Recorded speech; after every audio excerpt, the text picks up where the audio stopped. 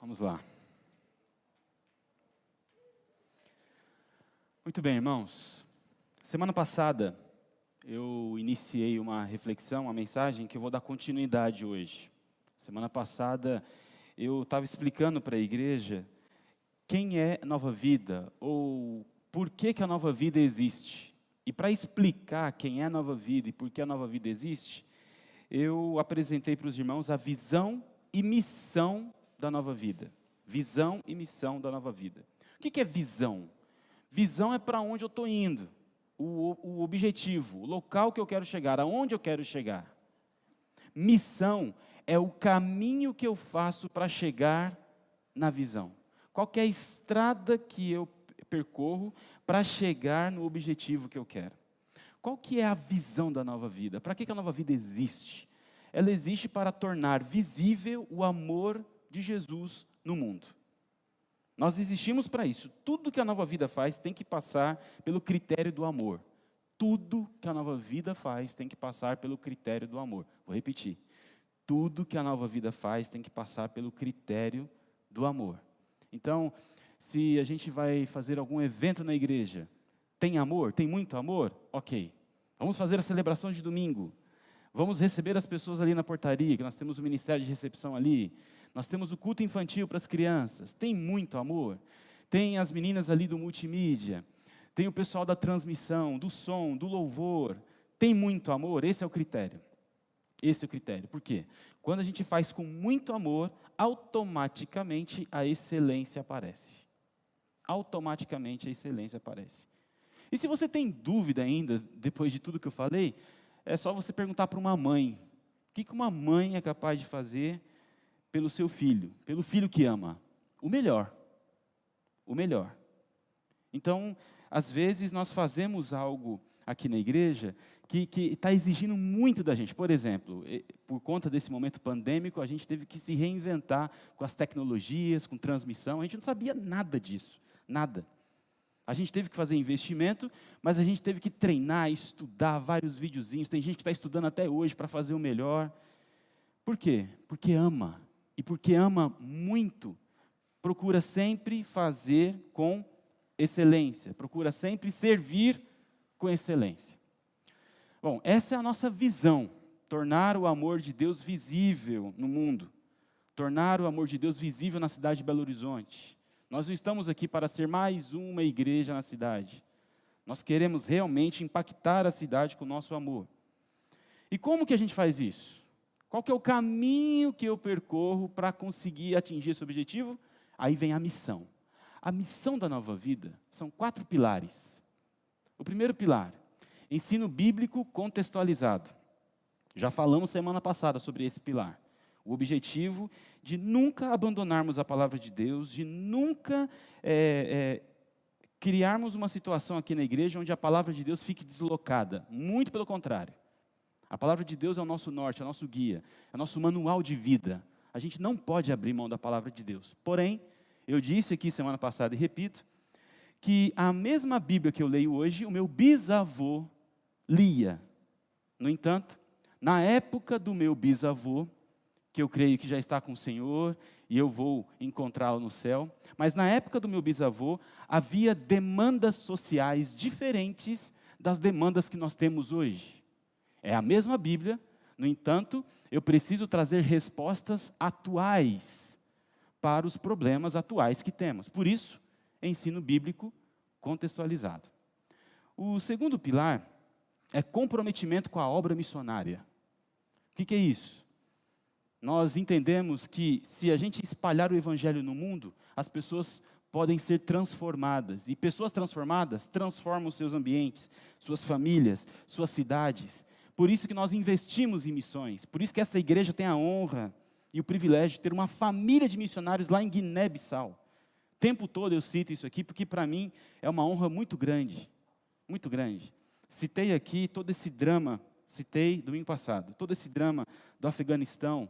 Isso tem que mexer com a gente, porque a gente tem um comprometimento com a obra missionária. Existem missionários lá no Oriente Médio que precisam da nossa intercessão. Tem pessoas morrendo por conta dessa guerra maldita que foi instalada ali. E, como igreja do Senhor, nós temos um compromisso espiritual para interceder e ajudar da melhor maneira possível, às vezes contribuindo, às vezes cedendo os nossos dons e talentos. Tem gente que vai para lá servir como médico, como engenheiro e por aí vai. Isso não é só no Oriente Médio, não, é no mundo todo. Por isso nós temos a campanha de missões mundiais. Esse é o segundo pilar, comprometimento com a obra missionária. O terceiro pilar é o pilar dos relacionamentos maduros. Nós vamos falar sobre ele hoje. Relacionamentos maduros. E o quarto pilar, atendimento social. Nós vamos falar desse pilar também. Então hoje eu quero conversar com os irmãos sobre relacionamentos maduros e atendimento social. Para isso, vamos começar com relacionamentos maduros. Por quê? Que para a gente tornar o amor de Deus visível no mundo, a gente precisa desenvolver relacionamentos maduros. Para começar a nossa conversa, eu convido você a abrir a sua Bíblia em Provérbios 27, 17. Provérbios 27, 17. Está sendo projetado aí no telão também, se você quiser acompanhar, pode abrir a sua Bíblia, fique à vontade. Só, por favor, confira tudo que eu vou dizer aqui. Eu faço questão que você acompanhe a minha reflexão, a pregação, de acordo com os textos expostos da palavra. Diz assim: assim como o ferro afia o ferro, o homem afia o seu companheiro. Vou repetir. Assim como o ferro afia o ferro, o homem afia o seu companheiro. O que esse texto está querendo dizer? Que relacionamento saudável, relacionamento maduro, dá faísca, solta faísca. A gente vai afiando um ao outro nos nossos relacionamentos. Quem vive sozinho não amadurece como pessoa. Preste atenção nisso. Quem vive sozinho não amadurece como pessoa. Por isso que o tempo todo a igreja, como igreja, destaca a importância da comunhão. Precisamos estar juntos. Precisamos estar juntos por quê? Porque sozinhos a gente não chega lá. Sozinhos a gente não consegue viver o melhor da nossa vida, da nossa existência. Por isso que é importante estar junto.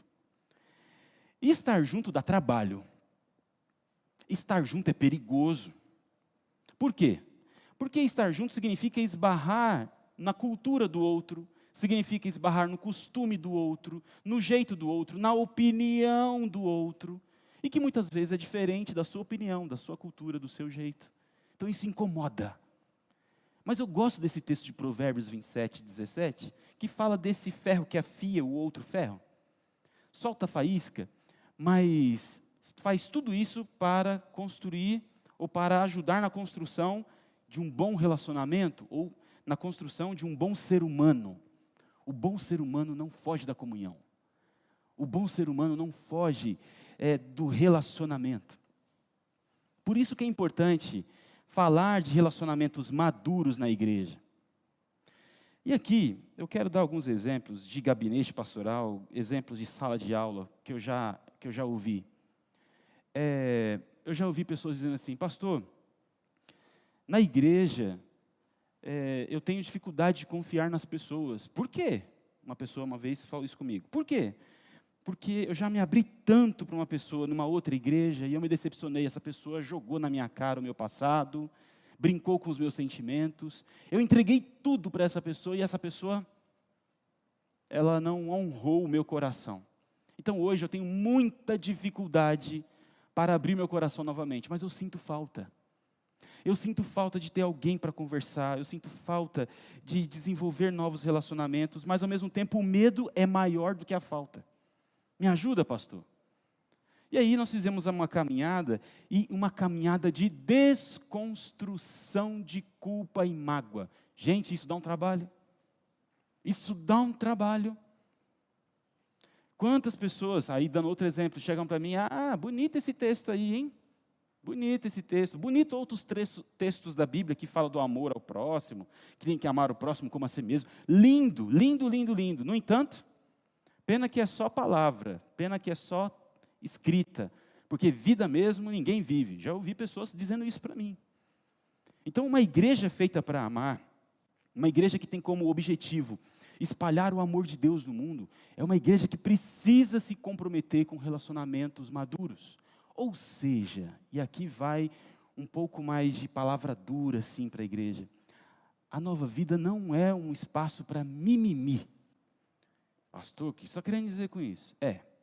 Na Nova Vida, a gente se relaciona e procura se relacionar sem medo.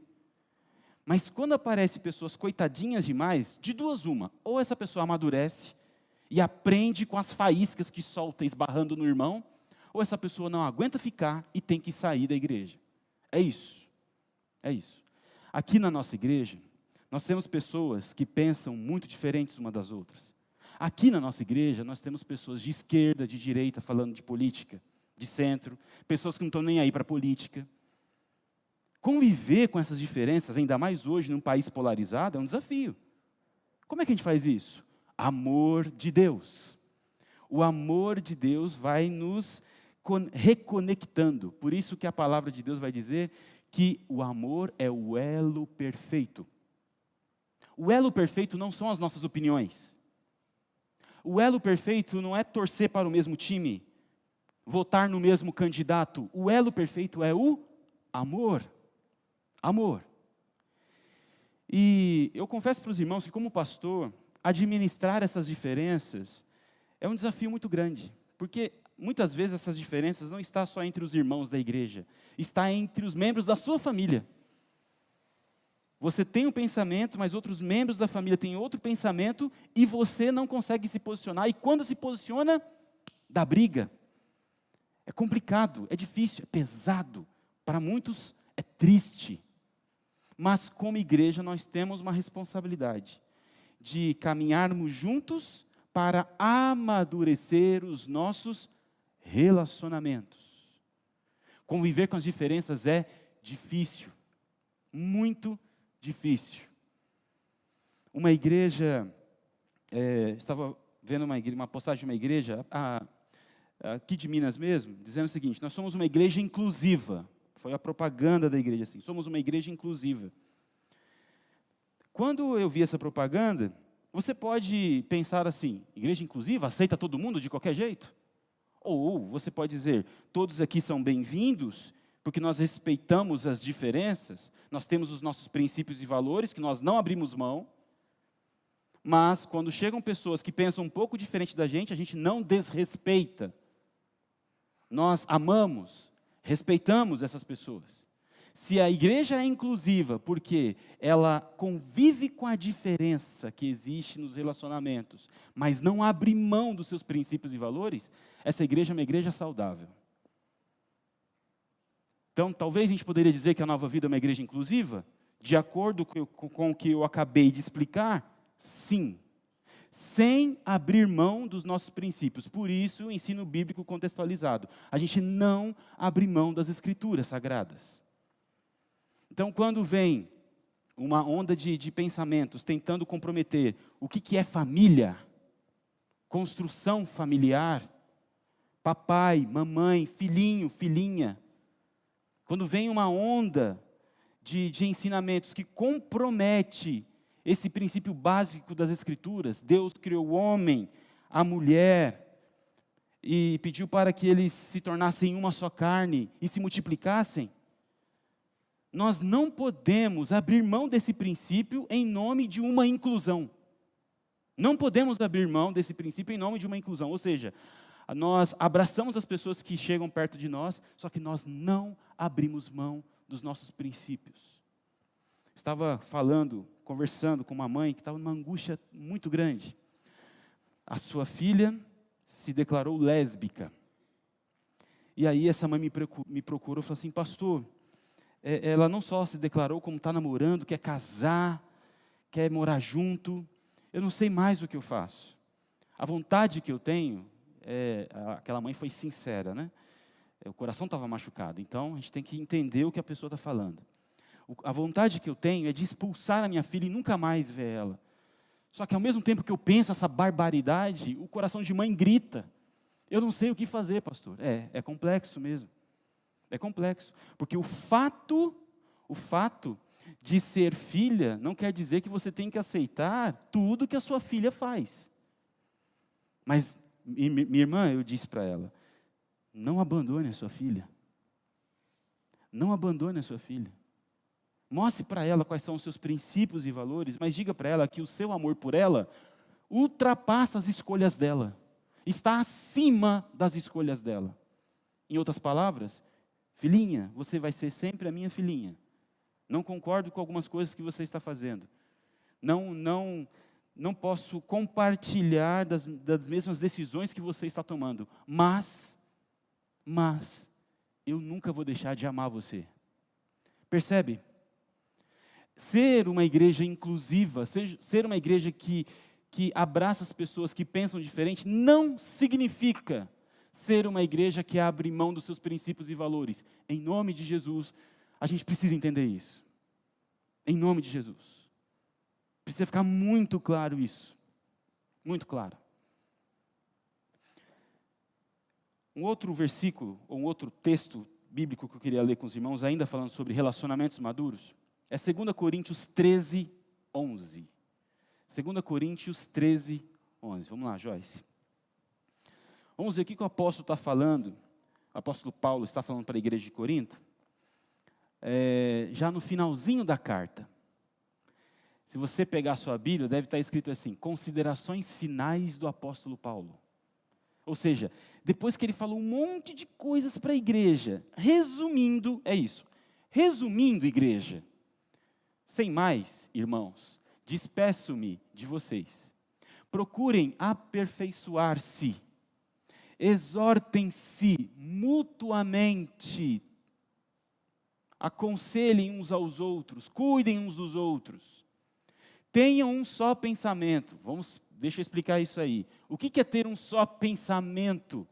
É um só pensamento no cuidado, um só pensamento no amor, não é um só pensamento tendo as mesmas opiniões. Isso tem que ficar muito claro. Porque às vezes você lê esse texto, e algumas pessoas leem esse texto e dizem, não, a gente tem que pensar igual. Não dá para pensar igual. Não dá. Deus nos fez de forma diversificada. A graça de Deus é multiforme. Está escrito na Bíblia. A multiforme graça de Deus. A graça de Deus é esparramada no mundo de formas diferentes. Então, um só pensamento significa estarmos juntos no mesmo propósito do amor. O que nos une? É a opinião? Não, quem nos une é o amor, é o elo perfeito. É o elo perfeito. Porque um ferro para afiar outro ferro, ou eu para afiar você e você para me afiar, significa que nós somos diferentes. Porque se a gente é igual em tudo, eu não aprendo nada com você e você não aprende nada comigo. É com as nossas diferenças que a gente cresce e amadurece. Então, um só pensamento ali tem a ver com um princípio do cuidado. Não é ter a mesma opinião. Seguindo o texto, vivam em paz. Vivam em paz. Aprendam a lidar com as diferenças e vivam em paz. Observe, muitas guerras que nós temos no nosso lar, na nossa casa, no nosso casamento, na relação pais e filhos, muitas guerras que às vezes a gente tem na igreja, é porque um está querendo fazer o outro engolir a verdade que tem, ou a opinião que tem, goela abaixo. E eu confesso para os irmãos, como eu cresci num lar cristão, desde bebezinho, fui apresentado na igreja bebezinho. Graças a Deus eu nunca saí da igreja, assim, nunca me desviei da igreja. Tive as minhas crises de fé dentro da igreja. E por um tempo, na minha estrada da fé, eu me tornei uma pessoa muito legalista, arrogante, prepotente, dono da verdade. Machuquei pessoas por causa disso. Perdi amizades por causa disso. Eu tenho vergonha de compartilhar isso com os irmãos, mas eu faço para alertar os irmãos. Quando eu falo o tempo todo aqui de amor, amor, amor, amor, amor, os irmãos podem ter certeza absoluta diante de Deus. Essa palavra passa pelo meu coração, porque eu sei o que é não amar. Eu sei o estrago que isso faz no coração das pessoas. Eu também já não fui amado por alguém, e eu sei o quanto isso me machucou, não ser amado no momento que eu mais precisava. É muito triste, é muito triste. Então, buscar ter paz nos nossos relacionamentos é um sinal de maturidade. Buscar ter paz no relacionamento familiar, casamento, no caso, casal, marido, mulher, pais e filhos, filhos e pais, é um sinal de maturidade. Para minha tristeza, certa vez, almoçando com uma família, estávamos na mesa e, de repente, não sei porquê, chegou um assunto polêmico na mesa. E aí, lá pelas tantas, o pai daquela família, o marido daquela família, falou assim: pastor, e cortando o bife, pastor, eu já disse para os meus filhos, se alguém aqui, desculpa o termo que eu vou usar, eu peço licença, você que está nos assistindo, eu peço licença também, eu só quero ser fiel à história, tá bom? Ele disse assim: se um dos meus filhos virar a casaca, não serão mais meus filhos. Comeu o bife. Eu confesso que naquele momento, eu engoli seco, eu fiquei meio sem lugar, respirei fundo, porque eu achei uma declaração muito forte. Uma declaração impositiva, sem amor, sem respeito, sem nada. Percebe? Eu não estou dizendo que nós temos que aceitar tudo, mas dependendo da forma que a gente conduz a nossa vida, a gente se transforma em arrogante, prepotente, dono da verdade.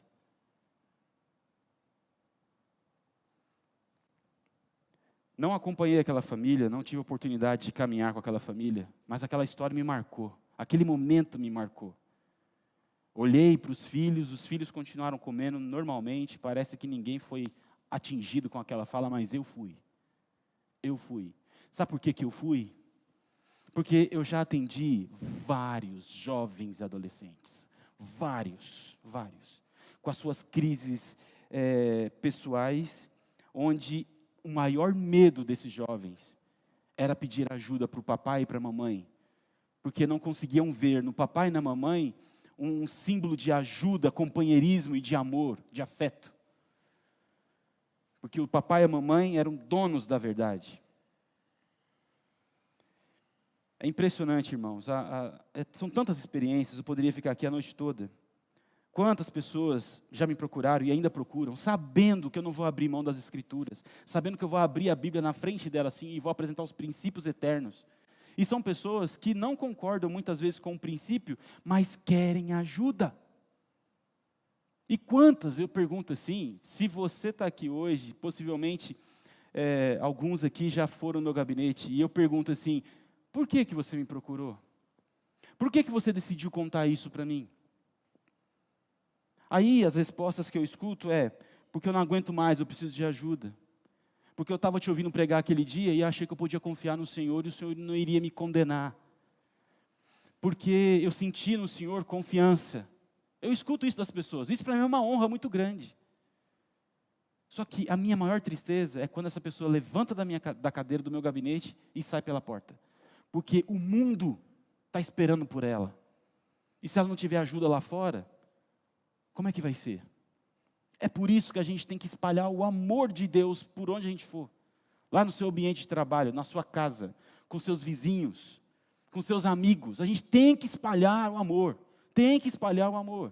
Para quê? Para que relacionamentos sejam mais saudáveis. Vivemos num tempo de relacionamentos frágeis. Casamentos são dissolvidos em meses, poucos anos. A palavra divórcio é uma das palavras que eu mais escuto da boca de muitos casais. Em nome de Jesus.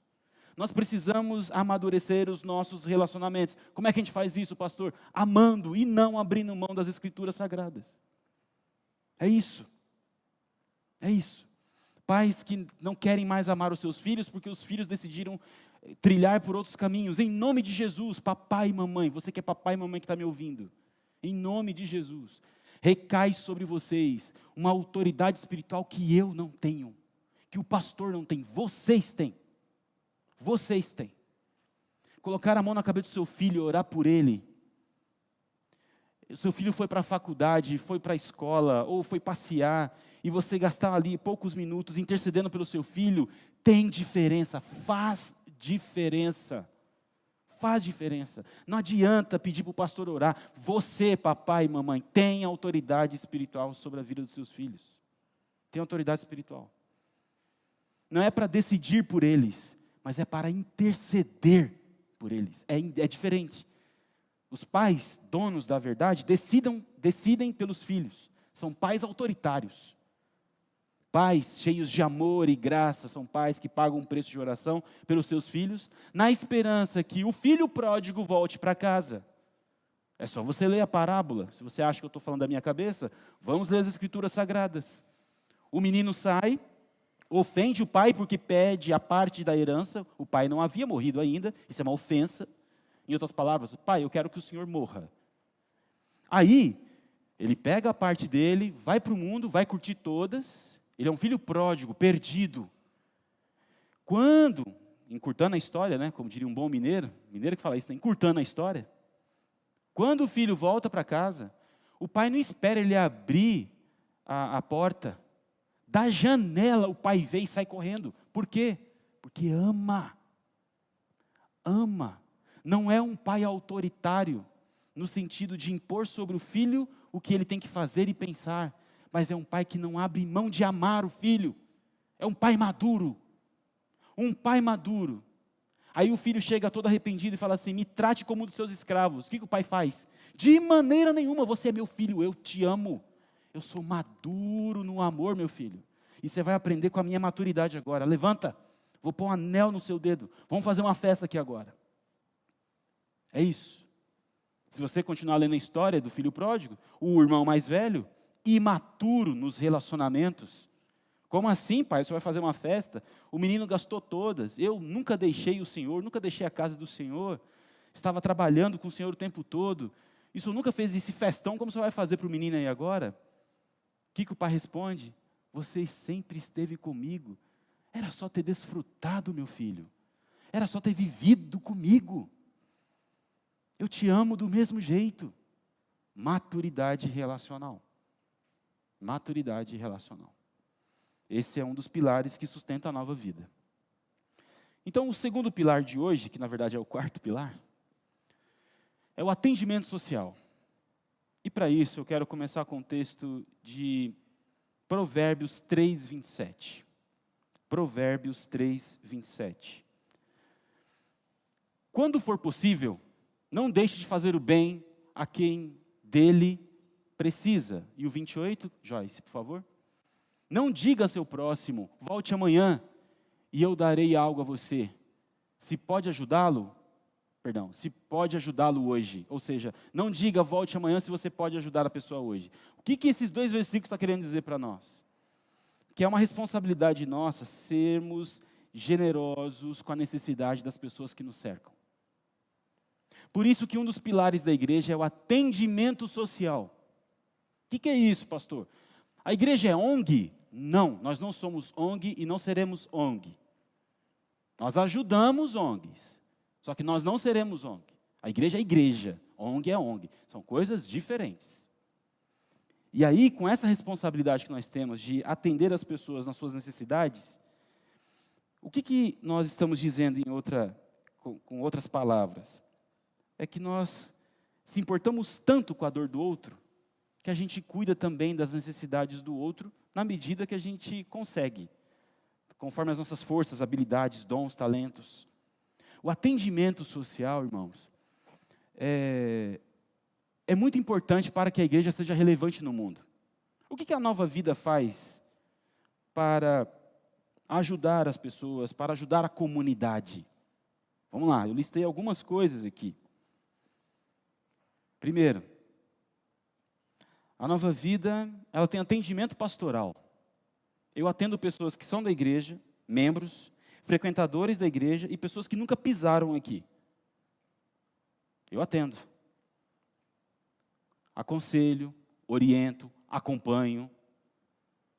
Quantos relacionamentos foram restaurados através desse atendimento pastoral? E desculpa, não quero parecer aqui um alto marqueteiro. Não estou fazendo isso. Eu só estou trazendo uma constatação de um fato. Existe um atendimento pastoral, a igreja contribui para que o pastor esteja aqui e cuide desse rebanho, e tenha um gabinete aberto. Então, uma forma de responder ao investimento que a igreja faz no pastor, é o pastor colocando à disposição os seus dons e talentos para a comunidade. E é por isso que eu atendo as pessoas. E quantos relacionamentos já foram restaurados? Quantas pessoas já foram ajudadas? Eu tenho história de derrota aqui também. Pessoas que a gente começou acompanhando e depois se perdeu de vez e não quis mais voltar. Eu tenho várias histórias de derrota, mas pela graça de Deus eu tenho várias histórias de alegria, vitória, restauração. Isso é um atendimento social. Segundo, indicação para processo terapêutico. Aí eu já perdi as contas mesmo, porque quantas pessoas que chegam para mim e eu identifico que ela precisa de uma terapia. A igreja investe para que você tenha atendimento. Quer dizer que o senhor paga, pastor? A igreja paga atendimento? Não. Se precisar e estiver dentro do nosso alcance, do nosso orçamento, a gente ajuda. Mas tem psicólogos que eu indico, pessoas que estão em conversa comigo, que dão feedback para mim, pessoas que, graças a Deus, têm dado bons resultados na minha trajetória pastoral. Eu indico para processo terapêutico. Porque a conversa com o pastor é um aconselhamento. O pastor pode fazer um acompanhamento, mas é espiritual. Tem coisas que você precisa tratar com psicólogo, com psiquiatra. Então, nós temos, sim, indicação para psicólogos. Aqui na igreja, por exemplo, nós temos o Eduardo, a Vanilda. Indico os nomes deles, indico outros psicólogos que não são membros da igreja. Tudo para quê? Para estender a mão para a comunidade e dizer, olha, estamos juntos. A igreja não está aqui só para fazer culto no domingo. A igreja está aqui para ajudar, para abençoar a comunidade. Aliás, eu tenho que prestar conta para a prefeitura todo ano. Os irmãos sabiam disso, né? Tem um documento que eu preciso fazer como presidente da igreja, que eu preciso listar para a prefeitura todo ano. Que tipo de atividade a igreja está fazendo para, eu falo abençoar a comunidade, mas a prefeitura fala assim, que tipo de atividade a igreja está fazendo que ajuda a comunidade? Eu faço o documento, baseado nas nossas ações do ano, assino e envio. Porque senão, nós não temos o benefício de isenção de impostos. Eu acho super justo. Não é só porque eu coloquei no CNPJ assim, igreja, beleza, não precisa pagar imposto. Não, senhor. Eu acho super justo colocar igreja no CNPJ e relevância social. Aí sim, a gente não precisa mesmo, a gente acaba merecendo essa isenção de impostos. Terceiro movimento social que a gente faz aqui é o reforço escolar para crianças de 4 a 10 anos, não é isso, Hélida? Hélida é professora infantil, pedagoga, psicopedagoga, e que quis ceder algumas horas do seu tempo para abençoar crianças, em especial as nossas crianças. Reforço escolar. Irmãos, isso não tem nada a ver com a igreja? Claro que tem a ver com a igreja. Porque uma igreja que se preocupa com a formação pedagógica das crianças é uma igreja que se preocupa com o presente e com o futuro. É uma igreja que se preocupa com o presente e com o futuro familiar daquela criança, quando ela se tornar adulta, com o futuro profissional que ela vai se tornar. É nosso dever. E graças a Deus, porque a Hélida se colocou à disposição. Bênção. Isso é recente, mas está funcionando, graças a Deus por isso. Quarto, atividades ministeriais. Temos encontro com mulheres, encontro com os homens. Tem que anotar, porque senão eu não lembro de tudo. Juventude, terceira idade, ministério infantil. Irmãos, ontem aqui, com o grupo Vitalidade, né, que são os nossos queridos irmãos da terceira idade. Meu Deus do céu, eu fiquei cansado por eles. Irmãos, é sério, as cadeiras foram colocadas de lado assim, e aí veio aqui uma professora de educação física para fazer atividade com os nossos idosos e tal, e o pessoal foi fazendo movimento e tal. Aí eu me deparei com o irmão Geomini, com uma flexibilidade absurda. Eu falei, meu Deus do céu, quantos anos eu tenho? Foi um momento tão bom, irmãos, tão gostoso. A gente conversou, a gente brincou, a gente sorriu. Tivemos uma palestra da Ingrid aqui, uma palestra maravilhosa. Isso é cuidado. Isso está aberto só para os membros da igreja, pastor? Não, está aberto para a comunidade. Para a comunidade. Eu já falei com a liderança do Vitalidade em outros tempos. Olha, tudo bem, estamos em período pandêmico, não é tão simples, mas passando tudo isso, vamos firmar parcerias com as UPAs. Quantos idosos chegam lá e eles não precisam de remédio, eles precisam de companhia, de relacionamento. Eles precisam caminhar junto com alguém, caminhar junto com pessoas de bem, não pessoas de mal. E nós somos pessoas de bem. Então, meu sonho é ter esse espaço cheio de idosos mesmo, com vitalidade ali, trabalhando, para atividade específica para essa turma. Irmãos, ontem a coisa ficou tão séria que teve uma atividade que era só uma atividade física, assim, e o pessoal começou a competir. Quase deu briga. Ai, ai, né? Rose, ai, ai. Fizemos 2 filas aqui, passa a bola, passa a bola. E de repente eu estou vendo irmãos assim, super idosos, correndo, porque tem que sair na frente, tem que ganhar. Eu falei, gente do céu, eu pensei que era só a juventude que era competitiva. Fantástico, irmãos, fantástico. Eu já disse para a liderança do Vitalidade, eu venho, ajudo para ligar alguma estrutura de som, porque a gente não consegue os voluntários de som em outros dias assim com facilidade, cada um tem a sua agenda, né? Mas eu venho com uma paixão, com uma alegria muito grande. À noite, Vitalidade indo embora, juventude chegando, para ter um encontro aqui à noite. Uma devocional. Depois, a juventude acabou sendo beneficiada com o que sobrou do Vitalidade, de comes e bebes. No dia 11 agora de setembro, a juventude vai ter um dia especial para se confraternizar, para se divertir, para aprender mais do Senhor. Isso é atendimento social, sabia? Porque você pode trazer o seu filho adolescente para ter um relacionamento com a galera que tem como princípio o estudo da palavra. Não é uma turma perfeita, que não vai pecar, que não vai mentir, que não vai xingar. Mas pelo menos eles estão num ambiente mais seguro. Isso é atendimento social. E o ministério infantil? Nossa, Deus. Ministério infantil.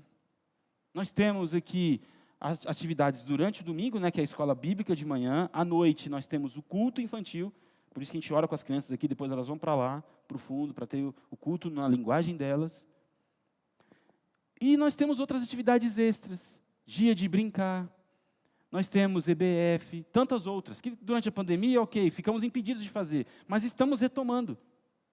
Valorize isso. Quem é da Nova Vida, agora eu quero fazer um apelo aqui para quem é da Nova Vida e já sabe de tudo que eu estou falando que não é novidade. Valorize. Valorize. Eu sei que dá trabalho arrumar os meninos, trazer para a escola bíblica de manhã, vir para a igreja à noite. Eu sei que dá trabalho vir num sábado. Nossa, pastor, tem tanta coisa para fazer. Eu sei. Mas valorize. Valorize. Para o seu filho aprender que aqui é um ambiente seguro. Que ele pode se divertir, pode aprender princípios e valores eternos, e se em algum momento da vida dele, alguma coisa ficar difícil demais, ele sabe para onde correr e pedir ajuda.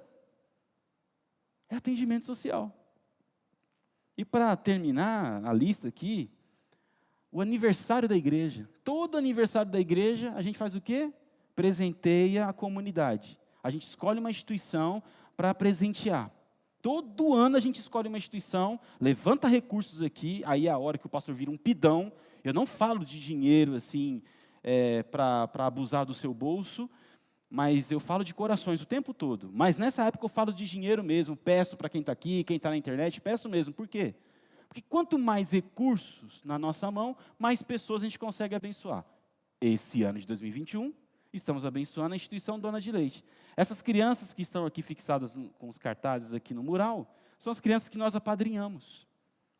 18 crianças que precisam da nossa ajuda. Nenhuma delas pisou aqui. Mas isso não é um problema para uma igreja que ama. Uma igreja que ama, serve. E qual que é o retorno que ela tem? O retorno que ela tem, ela já teve, que é o derramamento da graça de Deus sobre ela. É isso. E dia 11, juventude vai estar lá no passeio, e dia 11 vai ter uma turminha lá na instituição Dona de Leite, e a gente vai dar uma palestra para as mães, para os pais, e vai fazer uma atividade com as crianças. Conversamos com o coordenador da instituição semana passada. Aliás, segunda-feira passada. Alinhamos as coisas, ajustamos as coisas, para quê? Para a gente abençoar a comunidade. E assim, eu estou fazendo propaganda mesmo, para você ver que o negócio é top. Não é chegar lá, bater palma e sair fora, não. A Luana os irmãos conhecem, né? A mestre de cozinha aqui e tal, dos pratos tops, enfim. Vai dar uma aula sobre aproveitamento de alimentos. Nessa aula, ela vai ensinar o povo a fazer detergente com casca de laranja. É isso mesmo, Luana? Detergente com casca de laranja. E ainda vai falar que isso pode ser vendido. E com as crianças, pastor? A gente vai trabalhar com as crianças para fazer reciclagem. Para as crianças montarem os próprios brinquedos através de reciclagem. Porque lá, eu não posso fazer como eu estou aqui agora. Abrir a Bíblia escancaradamente e pregar. Não posso. É uma orientação da instituição lá. Mas a gente pode levar Jesus de outro jeito, não pode? Pode. E dia 11, estaremos lá. Atendimento social. Enfim, quero terminar com o texto de Atos 20, 35. Por favor, meninas. Atos 20, 35. Vamos ver o que diz as Escrituras. Apóstolo Paulo, mais uma vez, né? Em tudo que fiz, mostrei a vocês que, mediante trabalho árduo, devemos ajudar os fracos. Lembrando as palavras do próprio Senhor Jesus, que disse: há maior felicidade em dar do que receber. É por isso que a gente tem como coluna de sustentação da igreja o atendimento social. Porque nós aprendemos que existe maior alegria em dar do que receber. Esse é um pedacinho da igreja, e talvez você pode sair daqui achando assim: nossa, mas que igreja perfeita. Não somos.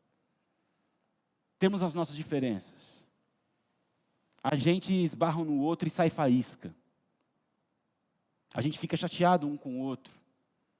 Às vezes, dependendo do jeito que eu falei, do jeito que você falou, a gente se magoa. Mas uma coisa eu posso dizer para os irmãos, e é por isso que estou aqui todos os domingos pregando, e agora as mensagens ficam gravadas. O nosso compromisso aqui é com o amor. E é por isso que a gente também se perdoa. É por isso que a gente também caminha uma segunda milha. A gente tem as nossas diferenças, os nossos problemas, só que a gente se perdoa, a gente caminha uma segunda milha.